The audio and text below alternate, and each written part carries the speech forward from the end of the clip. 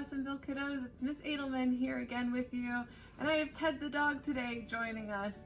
Today we are going to talk about another feeling. Last week it was anger. This week the feeling we're going to talk about is worry, and this is Wince. He is a worry woo, and we're going to read a story together today about Wince and how he handles his worried feelings. So hopefully Ted the dog will cooperate and lay nice while we look at this story together. All right, don't feed the worry bug.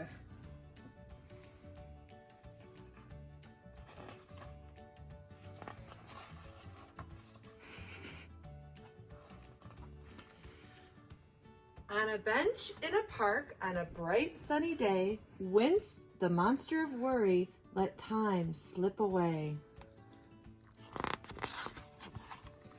He looked at the clock. It was 2:15 when Wince started to think about all he must do. He had homework and laundry. He needed clean pants. He must bake some cookies for the worry woo dance. Then Wince started to wonder, did he leave the light on? Was his backside too poofy? Where had all his friends gone? And his worries kept growing till he heard a soft buzz that made goosebumps appear, for he knew what it was.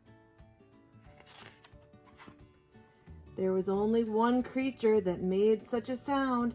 Around monsters that worry, it could often be found. Some call it the worry bug, and this is for sure. If you feed it a worry, it will always want more.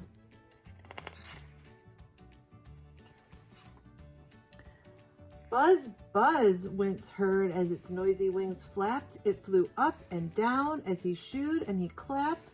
It flittered and fluttered around Wince's ear. In the blink of an eye, more worries appeared. Did he feed his fish Ted? Huh, the fish's name is Ted too, just like Ted the dog. Did his dog get a bone? Did he send all his woo mail? Did he bring his bike home? Should he go to the movies? Would he get a good grade? Will the weather be nice for the Woo Town parade? And with every new worry that came Wince's way, the worry bug shouted, hip, hip, hooray! For the more that Wince worried, the more the bug grew. It nibbled and munched on his worry-filled stew. Wince said to the worry bug, perhaps you should leave. He asked quite politely and even used please.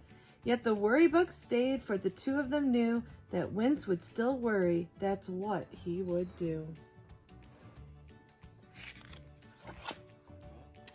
As day turned to night, Wince got ready for bed. The worry bug yawned and laid next to his head. But its buzzing kept Wince from going to sleep, so he tossed and he turned and he tried to count sheep. While thoughts of what if, could be, maybe, and might made Wince worry more, he was worried all night. When morning arrived, Wince looked up and gasped. The worry bug had grown. It had happened so fast.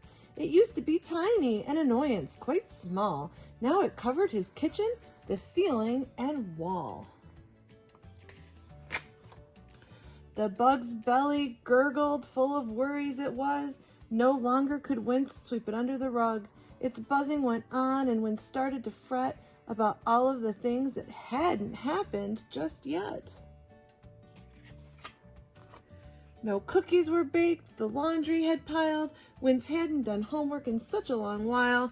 Enough, Wince exclaimed, there must be a way to get rid of a worry bug. It can no longer stay. So Wince went to the library to read and take notes about catapults, cranes, wagons, and goats. He plotted and mapped out a worry bug graph then called in the experts, the worry bug staff. Together they studied this big growing beast and built a bug net out of Wince's bed sheets.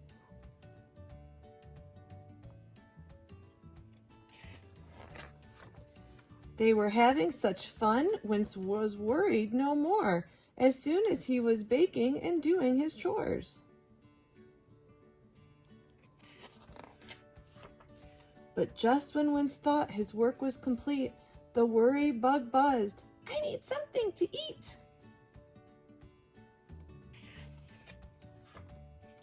Wince looked at the bug. It was once again small, for while Wince had been busy, he hadn't worried at all. "You've ignored me all day," the tiny bug said, "and you haven't been worried, so I haven't been fed."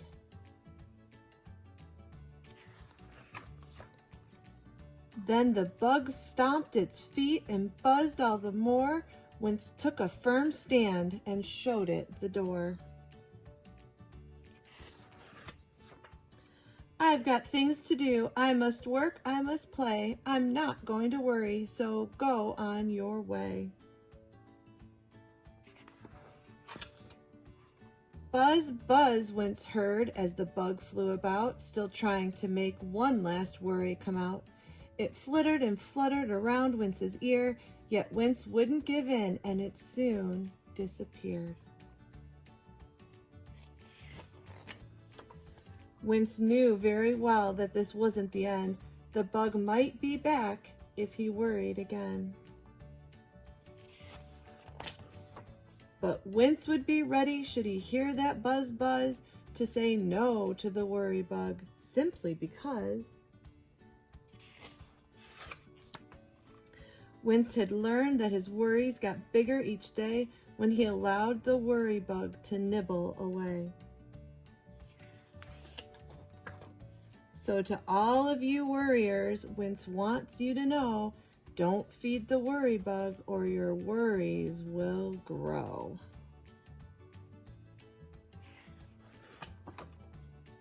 The end. Oh, Ted, did you like that story? You sat and listened. So nice. All right. So here's Wince. So when you think about the story, what was Wince's problem in this story? He had a lot of worries, didn't he?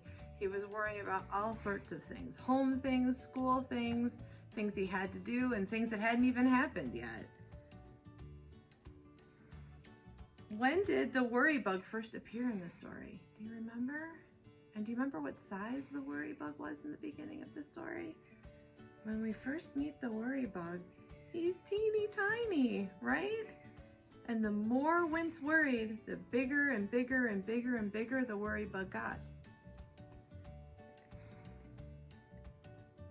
So how did Wince feed the worry bug? With all of his worries, all the things he was thinking about in his brain and on his mind all the time. And then what made the worry bug get smaller and finally disappear? Wince decided that he needed to keep himself busy, being active, moving, doing schoolwork, doing chores, playing, and then the worry bug got smaller and smaller and smaller until it finally disappeared. And did Wince have any help getting rid of his worry bug? Do you remember? He called in that crew, didn't he? The experts. Now, who do you think the experts at your house might be that could help you get rid of your worry bug? Mom or a dad, a grandma or a grandpa, auntie, uncles, older brothers and sisters. And now that you're going to have some contact with your teachers at school, even they might be able to help you get rid of your worry bug if you're feeling really worried about some things that are happening right now.